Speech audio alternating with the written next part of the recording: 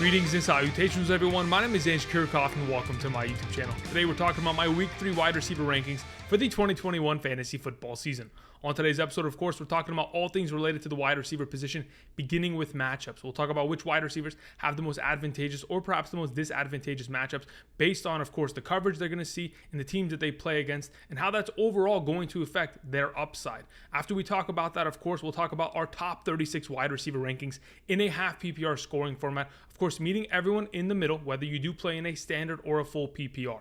Now, before we begin, I, of course, want to thank you guys for the incredible support as of late. Of course, yesterday we talked about surpassing 50,000 subscribers, but we're not stopping there. Of course, we're on to our next goal, 51, 52, 53. It's not stopping as we are continuing to make content for the entirety of the 2021 fantasy football season, whether it is rankings videos, Sunday morning live streams, waiver wire videos, along with topics like the strength of schedule for the rest of the season. Of course, must-start players to potentially go after in upcoming trades, content like that coming in your direction. So make sure you subscribe to the channel, join the community. Thank you very much. Again, another reminder, down in the description of the video, we do have timestamps if you are looking for a specific wide receiver to go ahead and hear my thoughts on, giving you guys my thought process and opinions in the statistics as to why I believe the wide receiver position is going to stack up as such going into week 3. Outside of that, I also have my Discord server down in the description and the Patreon link for those of you who are trying to get all of your 2021 fantasy football questions answered, along with my entirety of my rankings in the flex category, whether it is half or full PPR. Thank you very much. Now that we've gone ahead and covered that, we can go ahead and move on and start talking about the wide receiver position. But first, begin with matchups at the position, giving you guys some perspective as to how many points defenses have given up to opposing wide receivers thus far this season on average in a half PPR scoring format. So as of thus far this season, the Tennessee Titans have given up 111.7 fantasy points to opposing wide receivers. Of course, in week 1, the Arizona Cardinals passing attack took advantage of that secondary. And this last week, the Seattle Seahawks with Tyler Lockett having a huge week took advantage of that secondary. Though they have tried to improve it with free agency, draft picks, year over year, they have struggled to stop opposing wide receivers. That's certainly something that we want to take advantage of. Unfortunately, Carson Wentz and his 2 sprained ankles kind of give us a little bit of hesitation as to whether or not we can 100% start guys like Michael Pittman Jr. and or Zach Pascal this upcoming week. We'll keep an eye on that as the week progresses and more information is kind of given to the public. Now, of course, the Minnesota Vikings, they have to take on the Seattle Seahawks. Their secondary has, of course, also fallen victim to the Arizona Cardinals passing attack. This is something that you'll continue to see. The Arizona Cardinals, they air it out on defenses, and those defenses are going to be on top of this list on a weekly basis. So, of course, Jacksonville, they should be worried this upcoming week. Outside of that, we just want to go ahead and look at this and perhaps see, okay, of course, we want to start our wide receivers against Tennessee, Minnesota, the Buccaneers. The Chicago Bears, in terms of stopping the run, have been great, but the Cleveland Browns, even with Odell Beckham coming back, can we 100% trust him? With Jarvis Landry out, there's a lot of questions as to whether or not that offense with Baker hurt is going to be able to put up enough points at the wide receiver position. So that is a juicy matchup, but for this team, respectively, a run-first offense, it isn't going to be as advantageous. The Colts, they themselves have given up a lot of points. That's great for the Tennessee Titans. Hopefully can get back on track with A.J. Brown, giving Julio more opportunities. Of course, he did ball out this last week, but just giving you guys perspective on the matter. On the other side of the spectrum, we do have the tougher matchups with the Philadelphia Eagles, Los Angeles Chargers, the New York Jets, and the San Francisco 49ers, Buffalo Bills, not giving up a lot of points to opposing wide receivers. A lot of the time, this has to do with matchups. Specifically, week 1, the Philadelphia Eagles completely killed the Atlanta Falcons. Maybe that is because their secondary is balling out, but Calvin Ridley was able to have himself a decent performance. This past week, Deebo Samuel, decent performance. So I'm not 100% willing to say that CeeDee Lamb and, of course, Amari Cooper aren't going to have pop-off weeks. I think they have a lot of potential because once they're given opportunity in this offense, they're going to continue to succeed with it. So it's just a matter of whether or not the offenses that they've played against have exposed their secondaries for what they truly are. It's just a matter of time. Of course, we're only 2 weeks into this, but going into week 3, just wanted to show you guys this information, kind of give you some perspective. As I typically do, I'll, of course, refer back to these statistics throughout the video. And when I'm talking about specific wide receivers and the matchups that they're going to face in the corners they're specifically going up against. All right, now that we've covered the matchups portion, just quickly, I want to go ahead and dive right into our top 36 wide receiver rankings on the week. Do not forget that rankings are subject to change. A lot of players that we're going to mention on today's video are either dealing with injuries, their quarterbacks are dealing with injuries, and we don't know if they're going to play. So keep that in mind. Again, every Sunday morning, 8 a.m. to 10 a.m. Pacific Standard Time, I do live stream with updated rankings at the running back, wide receiver, tight end, and quarterback positions, top 36 at the 2 and top 16 at the others. Just giving you some perspective. So if you want to go ahead, stay up to date, you can show up Sunday mornings, get your lineup set, ready for week 3. All right, let's begin by talking about our number 1 this week, Davante Adams. You know, by all accounts, Davante Adams had an average week last week, and he was still able to put up 8 receptions for 121 receiving yards. And that's just a normal week for Davante Adams. Usually against a defense like the Detroit Lions, he accompanies a performance with a receiving touchdown, ends up balling out and continuing to tear up on secondaries as such. But to be honest, we'll take that performance, of course, after that week 1 debacle that we saw. What would we expect from Davante Adams in week 2? Takes on the San Francisco 49ers. Their top cornerback is Josh Norman. I'm not really worried about him. I know he's able to stop DeVonta Smith, but of course, the entire Eagles offense kind of fell apart in that game. When I think about, of course, Davante Adams playing against the San Francisco 49ers, in the last 3 contests that he has played against this defense, of course, 10 catches, 173-1, 7 catches, 73-1, and 10 catches, 132, and 2 receiving touchdowns. He has balled out year over year against this defense for the last couple seasons, and I 100% believe he's going to continue to maintain as the number 1. When we look at the top 12 wide receivers currently of the 2021 fantasy football season, if I was to tell you that the top wide receivers go as such: Cooper Kupp, Tyler Lockett, Deebo Samuel, Adam Thielen, Mike Williams, Marquise Brown, DeAndre Hopkins, Amari Cooper, Tyreek Hill, Brandin Cooks, Sterling Shepard, and CeeDee Lamb. Would you have been, if I told you that before week 1, would you have believed me? Probably not. This is the thing about the wide receiver position. There's a lot of volatility here, but though there has been inconsistencies at times, I think that the cream of the crop, the blue chip players at the position that continue to be consistent year over year are going to eventually rise, and it'll all even itself out over the next couple weeks. Of course, that starts with Davante Adams as our number 1. Moving on to number 2, Cooper Kupp. Speaking of the number 1 overall wide receiver, he is currently the number 1 wide receiver in a half PPR scoring format, full PPR scoring format at the wide receiver position thus far this season. He's put up 2 performances, one in which he had 7 catches, 108 yards, and 1 touchdown against the Bears for 20.3 fantasy points.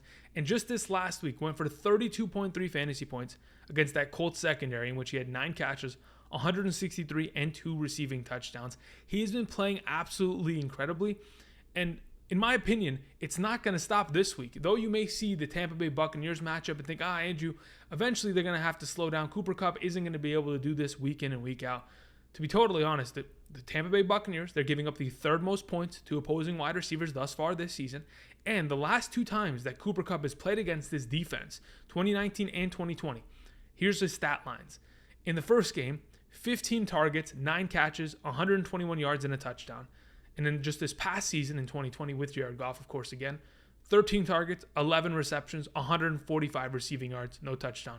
But the fact that this guy is catching the ball 10 plus times and for over 120 yards in both contests against the Tampa Bay Buccaneers in recent history gives me confidence that not only is he going to be, of course, targeted heavily like he has been in the last couple weeks with Matthew Stafford, but the momentum is just going to continue.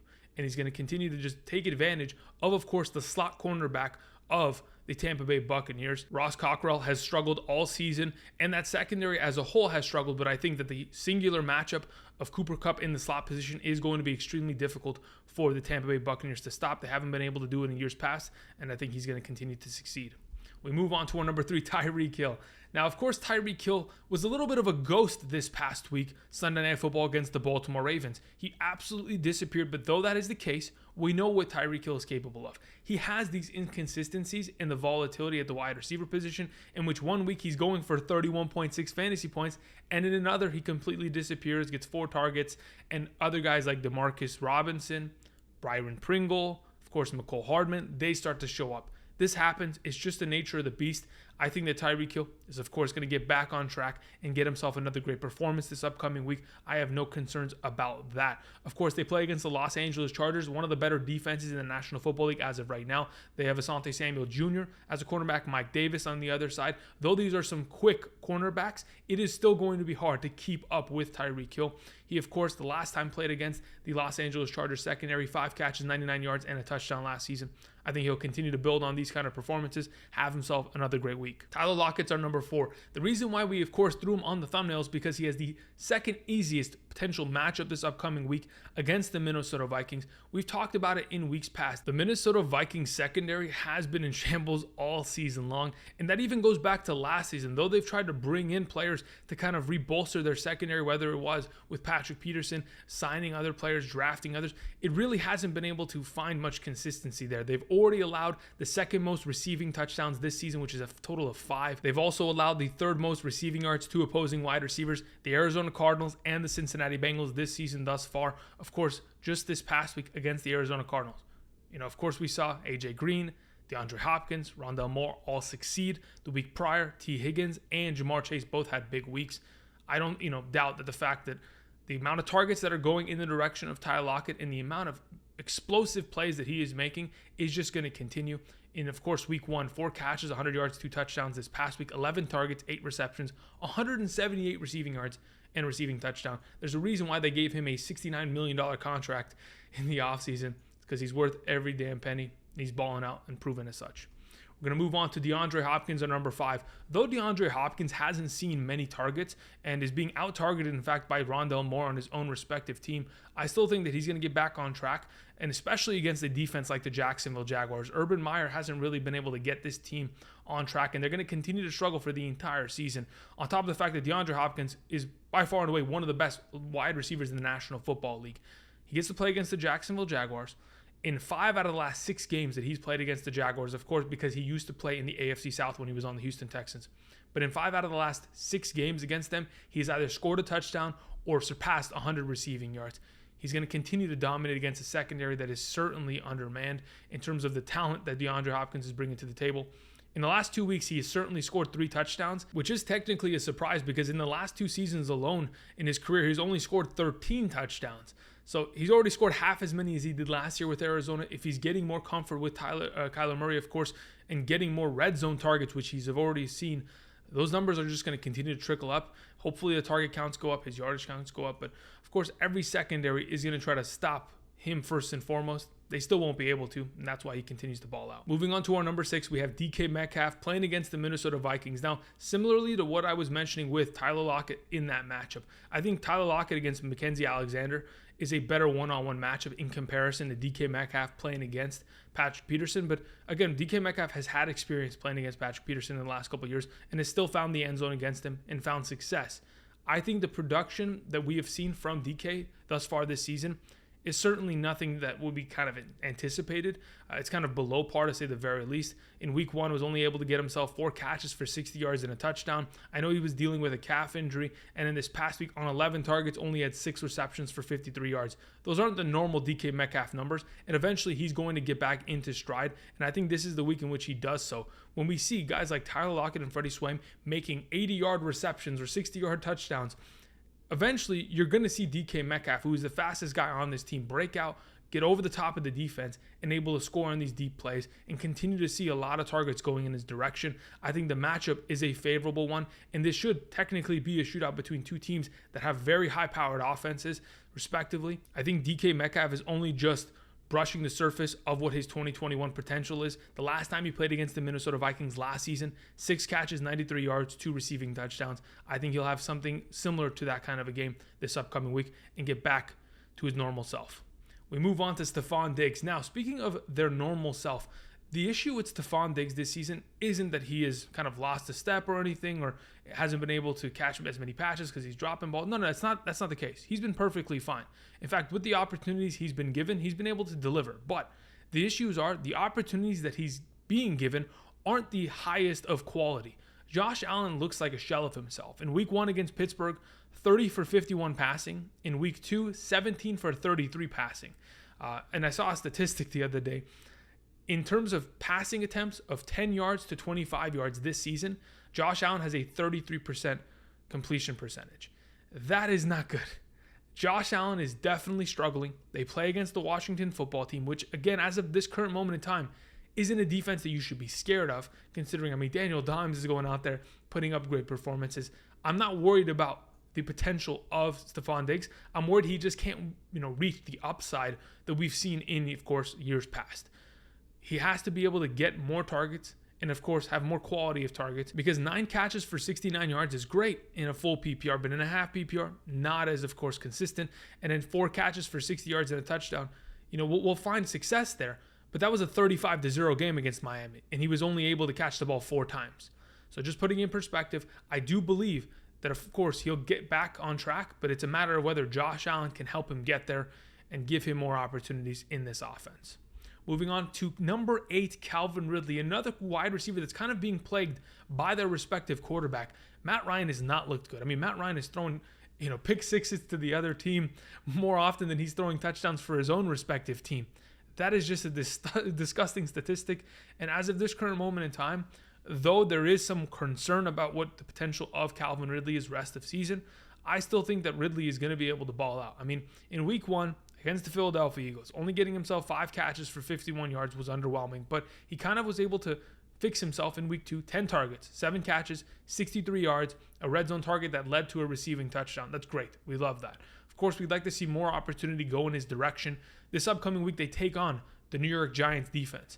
I think the New York Giants defense in the past, specifically because of James Bradberry, has been one that a lot of people have kind of feared in terms of playing your wide receiver 1 against them.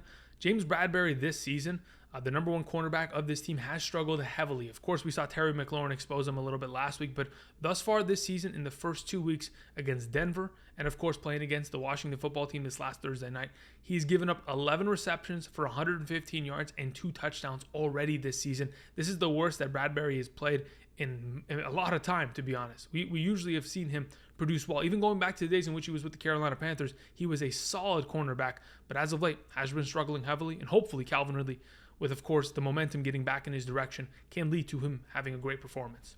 We move on to A.J. Brown. Okay, so this is another receiver that, though they should be in this conversation every week of being a top 12 guy, they have struggled heavily. In fact, in the last 2 weeks, A.J. Brown has looked like a shell of himself. If they came out and said he was injured, I wouldn't be surprised at this point, because the A.J. Brown that I see on screen when I'm watching film after these games doesn't look like A.J. Brown. With that said, he's had okay performances. Week 1 was able to salvage it with a touchdown. This last week, what do you have? 9 targets, only 3 receptions. That isn't going to cut it, especially when we need A.J. Brown to score touchdowns, because he's never been a receiving threat to catch the ball 8 or more times. He's never done that in his career on a consistent basis, because the targets have never consistently been there. Now, this is the exciting part about this upcoming week. Of course, in weeks 1 and 2, he's had 17 total targets. We'll take that.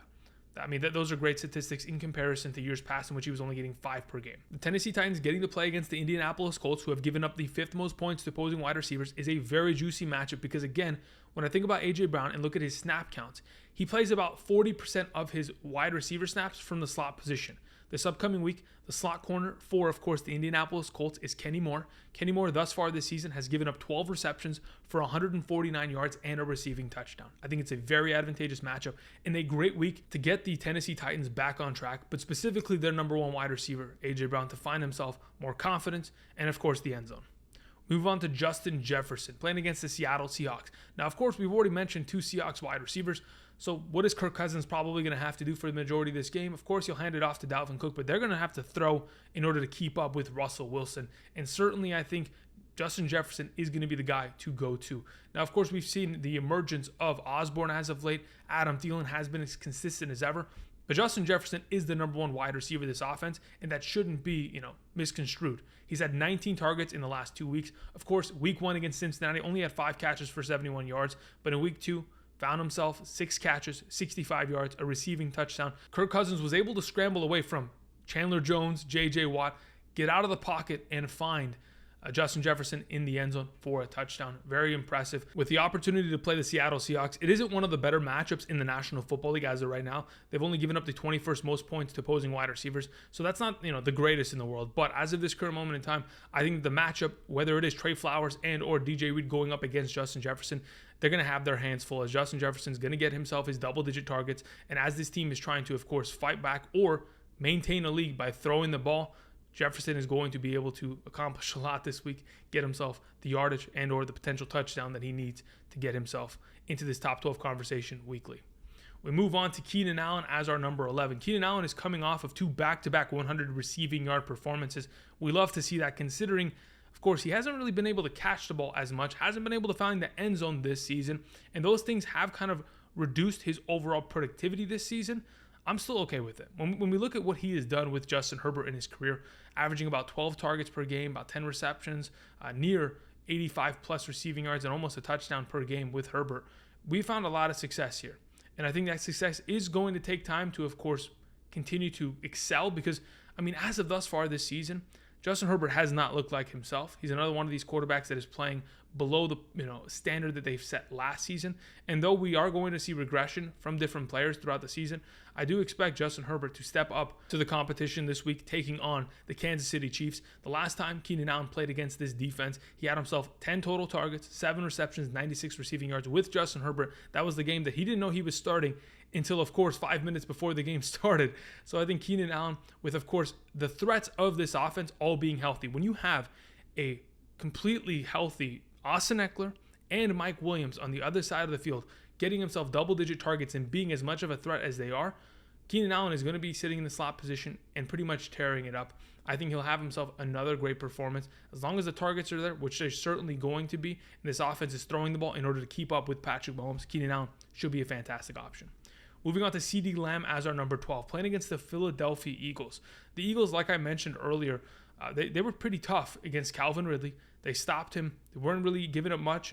51 total yards on 5 catches. Deebo Samuel this last week got himself a good amount of receptions. 93 receiving yards. An okay performance. But ultimately, the teams that have gone against this defense aren't really the highest powered, throwing offenses in the National Football League. Of course, in week 1, the Atlanta Falcons couldn't throw the ball. Only one receiver caught it, literally Calvin Ridley. All they had to do was double cover him. And then in week 2, Deebo Samuel is literally the only receiving option on that team. Brandon Ayuk has disappeared. George Kittle has disappeared. So they went ahead and they double teamed Deebo Samuel. This upcoming week, when they try to double cover Amari Cooper and try to stop the run, which of course is going to be difficult, CeeDee Lamb, whether it is in the slot or outside, is going to be able to find success. Thus far this season, CeeDee Lamb leads the entire National Football League in targets with 24 throughout the first 2 games of the season. Of course, in week 1, we know he had 7 catches, 104 yards, and a touchdown, dropped 3 passes in that game on top of it, so he could have even had better production. In week 2, the jitters were gone, 9 targets, 8 catches, 81 receiving yards against the Los Angeles Chargers secondary that has been fire this season in terms of stopping opposing wide receivers. So as of this current moment in time, going up against this matchup, which I think is going to be an advantageous one, we have seen the Dallas Cowboys put in a lot of points against this secondary in years past, whether it was with Dak or not. We, of course, have seen Amari Cooper and CeeDee Lamb succeed against this defense even last season, the back end of the year with Andy Dalton. I do believe CeeDee Lamb has himself a great week here as our number 12. Moving on to our next wide receiver, we begin the wide receiver 2 conversation beginning with DJ Moore. I think DJ Moore is a fantastic option. Besides the fact that he plays against the Houston Texans, which I know they are in the category of not giving up a lot of points to opposing wide receivers, it mainly has to do with the fact that the Cleveland Browns, Jarvis Landry got injured last week. They didn't, really throw the ball much or with much success either because of Baker Mayfield's injury last week. I do believe that DJ Moore is going to have a huge advantage this week based on the matchup itself against the opposing cornerbacks and because he is the number 1 receiving option and has already proven that he can ball out regardless of what he plays against. Of course, 8 catches, 79 yards, and a receiving touchdown this past week. In week 1 against the New York Jets, had himself 6 catches for 80 yards. Of course, it is just continuing to build. Going from 8 targets to 11 targets, that is great. Those numbers are going to continue to go up. Besides him and Christian McCaffrey, everybody else are support players who eventually will see targets, but certainly not as much. Now, the question is, how much potential does DJ Moore have? I have him at this number 13 because in this Thursday night matchup, I do expect the Carolina Panthers to really put it on the Houston Texans offense. Davis Mills is going to struggle. And when you have a rookie quarterback struggling in the first half, again, the Carolina Panthers have not given up a single point to opposing offenses this season in the first half. If Davis Mills struggles early, of course, the Carolina Panthers might have great field positioning, short fields, and they're going to continue to find the end zone potentially. I think DJ Moore is going to be set up with a great week here in a pretty good matchup, which of course we've seen Marvin Jones, Laviska Shenault, and DJ Chark dominate in week 1. It's just a matter of time, of course. DJ Moore continuing to break out here. We have number 14, Amari Cooper, another Dallas Cowboys wide receiver that I wanted to mention, of course. Similar to CeeDee Lamb, I think Amari Cooper can have a lot of potential upside. He went from week 1 having 16 targets to week 2 only having 5 total targets. Now, he is also dealing with an injury that needs to be prefaced because the bruised ribs that he's currently dealing with is definitely going to be something that we have to monitor, and maybe he doesn't even end up playing, and therefore we'd go ahead and just eliminate him from this list because, again, rankings are subject to change. But if in fact Amari Cooper is going to play this upcoming week, I think it is a far more difficult task to run the ball on the Philadelphia Eagles defense, even with them missing Brandon Graham going forward. I think regardless of how well the Dallas Cowboys offensive line looked last week with, of course, Ezekiel Elliott and Tony Pollard, it is going to be a tougher task. And if in fact that is going to be the case, we'll see Amari Cooper do what he has done to the Eagles in years past, whether it is those over 100-yard receiving games, the 3 touchdown games. He's had himself a lot of success against this defense, and I think he can once again find himself in the end zone with a high target share in this respective offense. As long as he's feeling healthy and he's up to the task, I think he's a great play. Adam Thielen is our number 15. Adam Thielen has already scored 3 touchdowns this year. And a lot of our speculation this offseason was when Adam Thielen doesn't catch the ball this year, he's not going to be great. And you know what? The narrative of that has pretty much kind of been thrown back into our face as of thus far this season. The fact that he's been able to benefit from those touchdowns. Week 1, 10 targets, 9 receptions, 92 yards and a touchdown. Week 2, 7 targets, 6 receptions, 39 yards and a touchdown. Incredible performances. Gets to play against the Seattle Seahawks. Like I mentioned with Justin Jefferson, this should be a shootout between these two teams. In years past, they have, of course, performed well against one another. In fact, Adam Thielen last season, 2020, against the Seattle Seahawks defense, 9 catches, 80 yards, and 2 receiving touchdowns. We have seen these wide receivers respectively perform against each other's defenses very well. I think this is going to be a shootout between these two teams. Adam Thielen has, of course, shown that he is an automatic red zone threat in this offense, continuing to see a lot of touchdowns go in his direction, and that's going to continue to build consistency in fantasy football on a weekly basis, and that is why we have him as our number 15. Number 16 is Chris Godwin. Now, of course, Godwin has played fantastic this year. He has also scored touchdowns in each of his first 2 games. Week 1, of course, against the Dallas Cowboys, 9 catches, 105 yards and a touchdown. This last week against the Atlanta Falcons in a blowout, 4 catches, 62 and a touchdown. My only concern about Chris Godwin is that he plays against Jalen Ramsey. Jalen Ramsey, as of this season, is predominantly playing majority of his snaps on defense in the slot. So he'll probably be on top of Chris Godwin. And though that may be the case, and that is a scary prospect considering he's one of the better cornerbacks in the National Football League as of this current moment in time, number 5 amongst all quarterbacks in terms of coverage grades, according to PFF, I'm a little worried about Chris Godwin. With that said, Chris Godwin in years past against this Los Angeles Rams defense has found a lot of success. 12 catches, 172 and 2 touchdowns in 2019. Last year, 7 catches, 53 and a touchdown against this defense. But he didn't have Jalen Ramsey shadowing him. If that is going to be the case this upcoming week, which I 100% expect it to be, Chris Godwin may be a little bit of a lesser play, and that is why I have him at 16 in respect to probably having him in the top 12 if, in fact, Ramsey wasn't going to shadow him. Moving on to number 17, we have Terry McLaurin. McLaurin's matchup, similarly to Chris Godwin, he has a pretty tough cornerback matchup. Tre'Davious White is going to be covering him, and though Tre'Davious White in years past has been great, this year has struggled here and there in terms of his overall coverage. They haven't really played against offenses that have taken advantage of it. I know in week 1, Diontae Johnson was perfectly fine. This last week without Tua in the lineup, it was pretty much a mess because Jacoby Brissett wasn't able to take advantage of the wide receiver / cornerback matchups. So, Terry McLaurin, what are we expecting? Last week with Taylor Heineke, 14 targets, 11 catches, 107 yards, and a touchdown, mainly against James Bradbury, who wasn't great. I think this is going to be an okay matchup for Terry McLaurin, but I don't expect him to get 14 targets a week. I really highly doubt that, and that's why I have him in 17. I'm kind of going to play it relatively safe because the Washington football team offense is going to struggle against the Buffalo Bills defense as a whole. Buffalo's been able to stop pretty much everyone on the ground. Their linebackers are playing fantastic. Their secondary, we know that that's probably their best part of their entire defense. It is going to be tough for Terry McLaurin to succeed, mainly because, again, there isn't another wide receiver option on this team that is going to be able to pull coverage and pull attention to kind of force a defense away from double covering Terry McLaurin, which I expect to see this week. It is going to be tough, but regardless, he is a talented wide receiver. They do move him around the formation and get him into advantageous positions. Hopefully, he'll continue to see that kind of high-end target share, and if in fact he does, he'll still be able to ball out, but not as much upside than in weeks past. We have Mike Evans in our number 18 spot. So Mike Evans had himself a fantastic week. 2 receiving touchdowns pretty much eliminated the doubts that we had after week 1, which is fantastic, right? 5 catches, 75 yards, 2 touchdowns, we'll take that. And to be honest, going into this upcoming week's matchup, with, like I mentioned earlier in regards to Chris Godwin, with Jalen Ramsey guarding the slot corner position predominantly this season, I think Mike Evans is going to have a far more advantageous matchup and potentially take advantage of it with a huge game here.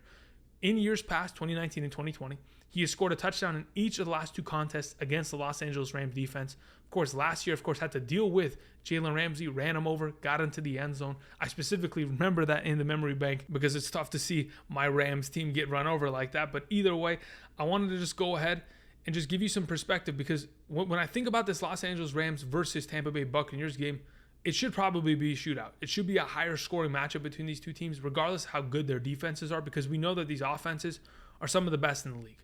So I think, of course, Chris Godwin's going to ball out, but Mike Evans can be another prospect similar to last week that is scoring 2 touchdowns, maybe even more. It's just a matter of what we see from Antonio Brown this upcoming week and how potent this offense looks in this matchup. It is a tougher defense than, of course, the Atlanta Falcons, but I still expect to see some success from Mike Evans. We have Mike Williams as our number 19. Mike Williams has been one of the best wide receivers in the National Football League thus far. He's been, in the top 12 in terms of total fantasy points. He's tied for second in total targets amongst all wide receivers this season. 22 total targets in the first 2 weeks is crazy. On top of the fact that he's surpassed 80-plus receiving yards in each game, 7-plus receptions in each game, and has scored a touchdown in each contest. Playing against the Kansas City Chiefs is a tougher matchup, but if he is going to continue to see double-digit targets every single week and the red zone target share that he's continued to get from the direction of Justin Herbert, I think this offense is going to continue to thrive, and specifically Mike Williams is going to continue to be a huge part of our fantasy teams and has to be started as a wide receiver 2 and maybe even a wide receiver 1 in weeks to come. That target share, the amount of opportunity he's gotten, and a full healthy season potentially ahead of him, those are all just advantages. We haven't really seen this kind of Mike Williams throughout his entire career in the National Football League because he's rarely been given this kind of opportunity. Hopefully, he'll continue to take advantage of it, have himself a good week here up against a high-scoring Kansas City team, which, of course, Herbert going to have to throw a lot and find Mike Williams in order to succeed. We'll have Julio Jones as our number 20. I don't know if you guys have seen the picture, but Julio scored. I don't care what anybody says. I've seen it. His full foot is in, even his heel. The camera work that they did over there this past Sunday was kind of sketchy. But either way, Julio Jones had himself a good week in week 2. And it pretty much kind of reduced the fears and or hesitation that we had from drafting him in week 1, only seeing 3 receptions for 9 yards, in week 1. That's a little sketchy. But in week 2, 6 catches, 128 yards. That's a great performance. This upcoming week, they take on the Indianapolis Colts. It is a in-division matchup. I do think that the Tennessee Titans could very easily blow out this Indianapolis Colts team. Their defense has not looked good. Their secondary has struggled heavily thus far this season. And if, in fact, they do not have Carson Wentz at the quarterback position, and it is Eason, I think there's a chance in which Tennessee's having the ball for multiple drives in a row, a lot of 3-and-outs from the opposite side. And, Julio Jones could highly benefit from having a game script in which they're in the red zone and seeing a lot of targets go in his direction. It's just a matter of time to see just exactly what this offense is capable of. I think Julio Jones, a big play this week, kind of expanding off what he did last week. Deebo Samuel's our number 21. Deebo Samuel is currently the number 3 overall wide receiver in fantasy. That's a crazy statistic. This upcoming week plays against the Green Bay Packers, and though Jair Alexander has been one of the better cornerbacks in the National Football League, I'm not too worried about this matchup because Deebo Samuel moves around the formation. They use him out of the backfield, in the slot, out wide, and in comparison to all of the receiving options on this team, he's literally the only viable one. Ayuk has disappeared. Kittle has disappeared. The backfield is a rotation of guys. Can you trust anybody besides Deebo Samuel in this offense? No. Truly you can't, because Deebo Samuel, of course, has proven that you can trust him. Week 1, 9 catches, 189 and a touchdown. Week 2, 6 catches, 93 yards against the Philadelphia Eagles defense that really hasn't given up much to opposing wide receivers. I think there's a lot of potential for Deebo Samuel. But again, it mainly has to do with the fact that nobody else is really catching the ball in this offense. Nobody else is seeing the amount of targets he has, and that's great for him. So I think Deebo Samuel, in a tougher matchup still, is going to be called upon to make a lot of plays this upcoming week. I do expect him to maintain his 10 kind of average targets per game as he has this season. And if that number continues to grow and he gets even more opportunity, the sky's the limit for Deebo Samuel. We have Marquise Brown as our number 22. I'm going about these rankings a little differently this week because, again, we got to put some respect on some of these guys' names. They are balling out week in and week out, and they have fantastic matchups here in week 3. He gets to play against the Detroit Lions. We know their secondary is one of the worst in the National Football League, like I talked about earlier. Davante Adams had a relatively bad week, and he still had himself 8 catches for 121 yards and 16.1 fantasy points. I do believe that Marquise Brown, the last 2 weeks aren't an anomaly. I mean, if you go back to the back end of the 2020 season, going into the NFL playoffs, he was scoring consecutive games of a receiving touchdown. We know that he is, of course, one of the fastest wide receivers in the National Football League and always has the ability to make a one-play 70-yard touchdown at any given moment. But now that he's seeing more and more targets go in his direction, of course, going into his third year in the National Football League, week 1, 6 catches, 69 yards and a touchdown. Maybe for some of us caught us off guard. He was a hidden gem for me, so I had an idea that he could potentially produce in that contest. But this last week against Kansas City, against a relatively good secondary, being able to catch the ball 6 times for 113 yards and a touchdown is insane to me. And if he continues to build on this, especially against a very lackluster secondary in Detroit, which of course in week 1 gave up 189 yards and a touchdown to Deebo Samuel, 121 to Davante Adams in week 2, Marquise Brown could potentially be putting up another 100-yard game here in week 3. Courtland Sutton is our number 23 overall wide receiver. I'm really happy to see another one of these wide receivers, despite all the doubt that we had after week 1, with him only getting 1 total reception, 3 targets. It is nice to see him finally return and have an incredible game. 9 catches for 159 total receiving yards. With the absence of Jerry Jeudy in this offense, of course, there is more to say about what the potential of Courtland Sutton is going forward. The fact that this offense has not really been able to find much success on the ground with Melvin Gordon and Javonte Williams, in my opinion, continues to speak volumes to this offense probably can't rely upon them, especially in the coming weeks, in terms of being able to run the ball against some of the tougher defenses in the National Football League. As of this current moment in time, he plays against the New York Jets. Week 1, the Carolina Panthers were able to find success, whether it was DJ Moore and or Robbie Anderson in the passing game. This last week, we didn't really see much receiving work from Mac Jones, of course, not really targeting Jacoby Myers and or Nelson Aguilar as much as we'd like to have seen, but that's mainly because the rookie quarterback's not really willing to air it out. Teddy Bridgewater thus far this season has the most passing attempts of 20-plus yards amongst all quarterbacks in the NFL. He, of course, wants to air it out, and why not to a big-bodied wide receiver like Courtland Sutton, who can certainly go up in contested catch coverages and make a lot of plays. That's why he's my number 23. Number 24 may look similar because they're both wearing orange. It is Allen Robinson. As of this morning, of course, Matt Nagy, the head coach of the Chicago Bears, has named Justin Fields the starting quarterback. Of course, the bone bruise to the knee of Andy Dalton is going to hold him out for multiple weeks. May go to the IR. You never know. But the only issue that I have with Allen Robinson, the only reason he isn't higher is because in week 1 with Andy Dalton, he did have a total of 11 targets. And this last week, unfortunately, he wasn't targeted much. He wasn't given an opportunity. And that, in my opinion, is concerning. Now, hopefully, with an entire week's worth of opportunity in terms of first-team reps for Justin Fields, he can maybe build more of a rapport with Allen Robinson. I mean, Allen Robinson's been able to make, quarterbacks like Nick Foles, Trubisky, Blake Bortles, Chad Henne of the past look like they're all-star quarterbacks when they throw the ball to him. So even with a rookie quarterback, it's not that concerning. I still think that Justin Fields helps improve this offense and ultimately will eventually find his footing and be able to get the ball to Allen Robinson. But I'm just hoping that Allen Robinson can get to that point in which he's getting 10-plus targets like he normally does on a weekly basis, because that's a lot of his value. Those receptions are huge for him, whether it is a half or a full PPR scoring format. Either way, this upcoming week against Cleveland's been relatively good in terms of stopping the run, but against the past, they haven't really been great this year. In years past, they've been one of the teams that you want to take advantage of, but that's mainly because they've had a lot of injuries back there in their secondary. In terms of how it currently stands, I think Allen Robinson, not the greatest matchup, not the greatest situation at the quarterback position, and that is why he sits on this fringe of the wide receiver 2 to 3 category. Moving on to Sterling Shepard. I mean, man, Sterling Shepard has been incredible. Now, before we begin talking about the wide receiver 3 position, if in fact you're thinking, Andrew, any of the players that are from 25 to 36 don't deserve to be here, they deserve to be higher, let's not forget last week in a half PPR scoring format, the wide receiver 25 overall scored 14.5 points. So again, the wide receiver 25 position is still very valuable in fantasy, and that's why we have Sterling Shepard here, because he's been incredible in the last couple games for the New York Giants just this season. 7 catches, 113 and a touchdown against Denver, 9 catches, 94 yards, and 0 touchdowns against the Washington football team. In fact, in the last 4 games, he's averaged about 10 targets, 8 receptions, over 90 receiving yards, and 0.75 touchdowns with Daniel Jones. Ultimately, He's continuing to see targets. He's finding a lot of opportunity. Though much of his opportunity really relies upon him making plays after the catch, I still think that getting 9+ targets every single week, especially in any sort of PPR format, is just too valuable to pass up on, especially considering his yardage totals have been as high as they have. This offense plays against the Atlanta Falcons. Again, the Atlanta Falcons defense can't stop a soul. Their offense can't really move the ball. Hopefully, this is a shootout between these two teams. And Sterling Shepard, of course, in those situations, regardless of whether or not it is a shootout, is going to benefit because he has caught the eye of Daniel Jones and will be able to maintain his consistent production as of thus far this season.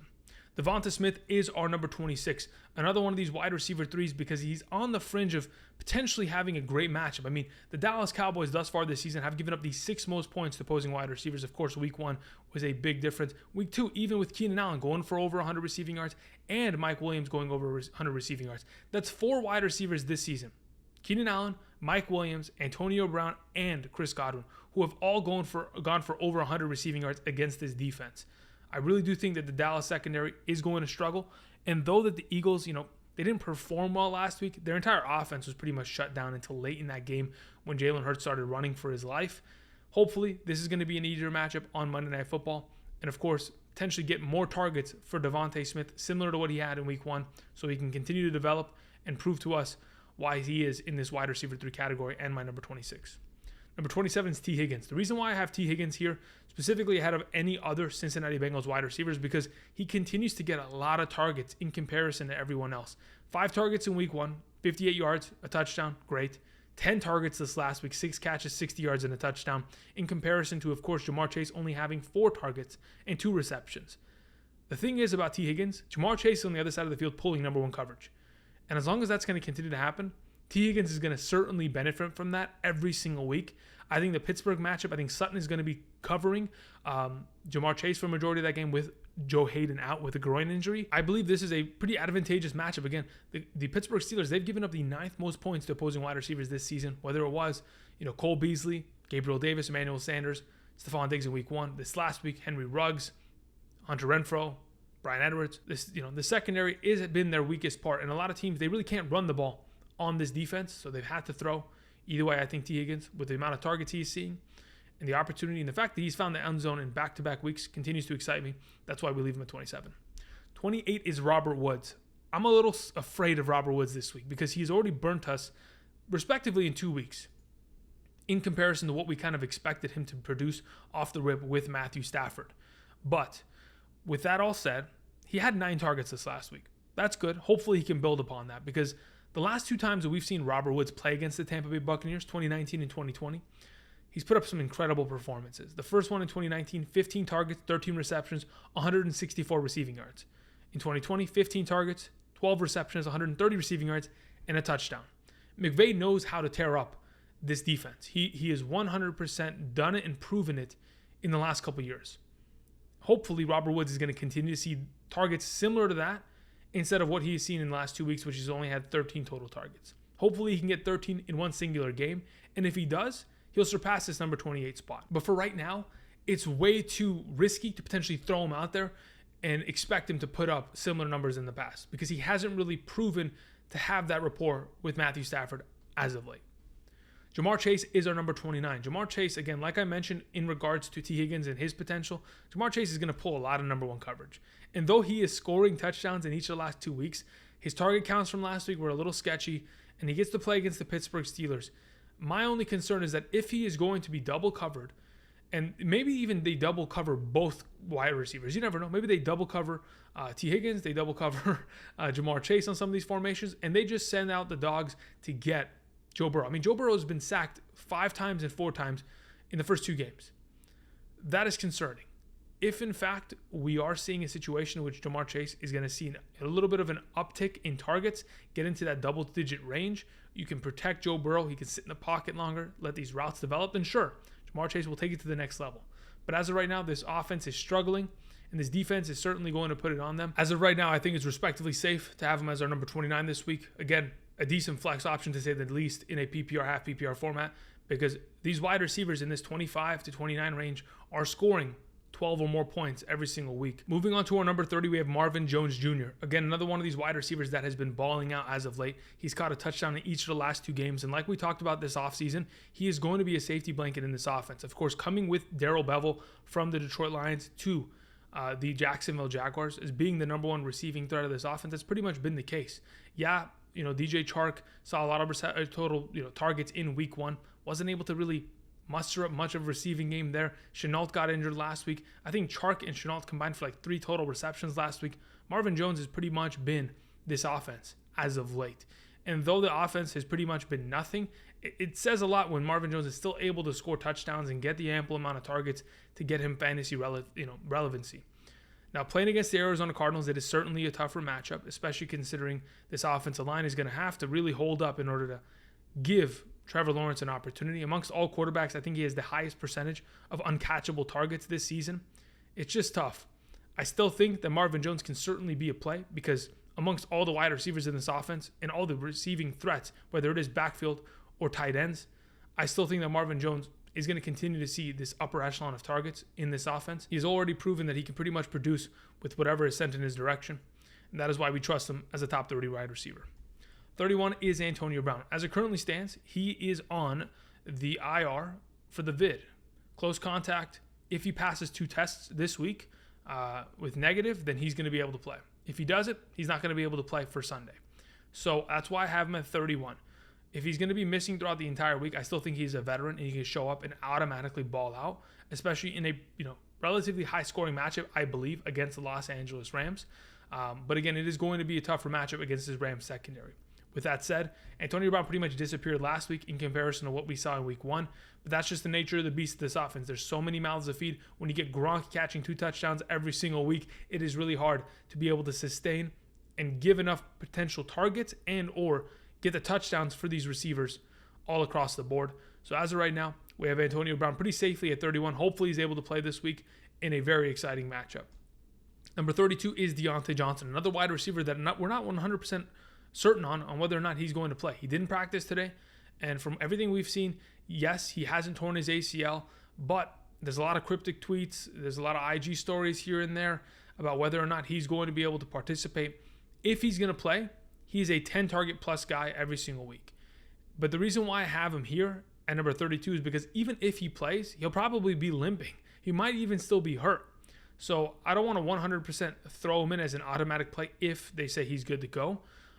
Because though it is a really advantageous matchup, in my opinion, against a division rival like the Cincinnati Bengals, in which we've seen Diontae Johnson produce against, I'm still a little hesitant. So if in fact he's not able to play, we'll move one of his other respective receiving teammates here, potentially Claypool. But for now, if he's able to go and he can get some full practices by the end of the week, and the injury wasn't as bad as we kind of anticipated, then we're in a good spot. Brandin Cooks is at number 33.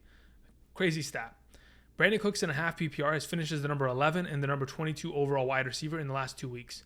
That is crazy to me because you would never thought that Tyrod Taylor could get the ball to this man and continue to get him fantasy relevancy, but they're able to do it regardless. They play against the Carolina Panthers, who have given up only the 27th most. I mean, they're a pretty good defense, to say the very least. The secondary of the Carolina Panthers has been amongst the best in the National Football League as of thus far this season in terms of giving up points, especially to the opposing wide receiver position. With Davis Mills as the starting quarterback, it is a little sketchy. It is a little concerning. And yes, Davis Mills came into the game and targeted Brandin Cooks, I think a total of, 10 times. Was able to get 4 total receptions and a receiving touchdown out of it. There is still potential for Brandin Cooks to get a couple receptions here, but in a tougher matchup with a rookie quarterback against a tough defense, it will be tough to see the potential upside this week. Moving on to our number 34, we have Chase Claypool. If, in fact, Diontae Johnson, like I mentioned, is out, we can move Chase Claypool to the number 32 conversation. But with that still being said, Chase Claypool is coming off a week in which he had 9 total targets and only 3 receptions. And if he's not getting ample opportunity, and he is not given the opportunity to score touchdowns specifically, because we know he is a very touchdown-dependent receiving option. He's a bigger body guy, 6'5", 220 pounds, can go out and make a play. If he's not being given the opportunity to score touchdowns, it's just, it's not a great play. He's going to get himself, 70 receiving yards on 3 catches like he did last week. And though in a full PPR, 10 points is fine, in a half PPR, there are so many better options. So hopefully this injury to Big Ben, the injury to Diontae Johnson aren't a big deal, but if in fact Chase Claypool is going to be asked to step up, I think he can certainly do so. I mean, when Diontae Johnson wasn't healthy last year, Chase Claypool did step up. I mean, even against Cincinnati last year, he had himself a game in which he scored 2 touchdowns. Hopefully, he's ready to step up this upcoming week. Our number 35 is Michael Pittman Jr., another receiving option that we're a little, questionable on.